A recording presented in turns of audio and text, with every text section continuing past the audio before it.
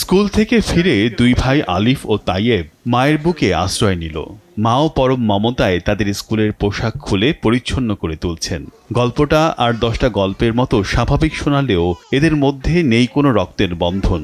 আশ্রয়হীন অসহায় শিশুদের পালন করতে একজন মা ও কিছু ভাই বোনের সমন্বয়ে একটি পরিবারের মাধ্যমে বড় করে তুলছেন SOS চিলড্রেন ভিলেজ। একসঙ্গে এমন একাধিক পরিবার নিয়েই চলছে তাদের এই ভিলেজ। অরিজিনাল ফ্যামিলি না দিতে পারলেও তাদেরকে একটা ফ্যামিলির মতো করে বড় হওয়ার চেষ্টা করি। সেখানে একজন ঘরে মা বলে, পাশের ঘরের কে খালাম্মা বলে, আন্টি, ভাইয়া, আঙ্কেল, এভাবে তাদের সম্পর্কগুলো তৈরি হয়, যাতে করে তারা তাদের পরবর্তী জীবনে তাদের সামাজিক এবং পারিবারিক পার্সোনাল লাইফে এই বন্ধনটা এক্সপ্যান্ড করতে পারে।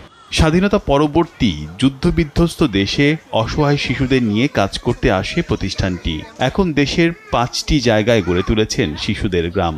72 সাল থেকে এই পর্যন্ত আমি যদি বলি, আমাদের প্রায় 2000 ছেলে মেয়ে বিভিন্নভাবে সমাজে তারা প্রতিষ্ঠিত, এবং আমি বলবো অনেক ভালোভাবেই তারা প্রতিষ্ঠিত। আমাদের ডাক্তার আছে, ইঞ্জিনিয়ার আছে, সরকারি কর্মকর্তা আছে, আর্মি ডিফেন্সের লোক আমাদের ছেলেমেয়েরা আছে, আমাদের বিজনেসম্যান আছে। একমাত্র RFL ক্লাস পাইপ নিশ্চিত করে প্রতি ইঞ্চিতে সঠিক থিকনেস ও সঠিক মাপ। পাইপের বস, না কিনলে লস। গার্মেন্টস ওনার আছে। সংখ্যাটা যদিও শুনতে মনে হয় কম, কিন্তু আমরা আসলে কোয়ালিটির উপর বেশি জোর দিই। 4 দেয়ালের মধ্যে পরিবার সৃষ্টির বাইরেও এদের পড়াশোনার সুযোগ দেওয়া হচ্ছে সাধারণ স্কুলে। যোগাযোগের সুযোগ দেওয়া হচ্ছে আত্মীয় স্বজনদের সঙ্গেও। আমাদের কাছে আসার মেকানিজমটা হচ্ছে ইন্ডিভিজুয়াল রেফারেন্সে আসতে পারে। সমাজসেবা ডিপার্টমেন্ট থেকে রেফারেন্স হিসেবে আসে। সমাজসেবা ডিপার্টমেন্ট, যেমন আমাদের এই মুহূর্তে 45 থেকে 50 জন ছেলে মেয়ে ডিপার্টমেন্ট অফ সোশ্যাল সার্ভিস থেকে রেফার্ড হয়ে আসে। তারপর ডিস্ট্রিক্ট ম্যাজিস্ট্রেট কোর্ট থেকেও আসে।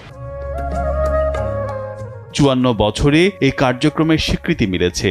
এবছর সমাজ কল্যাণে অবদান রাখায় স্বাধীনতা পুরস্কার পেয়েছেন প্রতিষ্ঠানটি।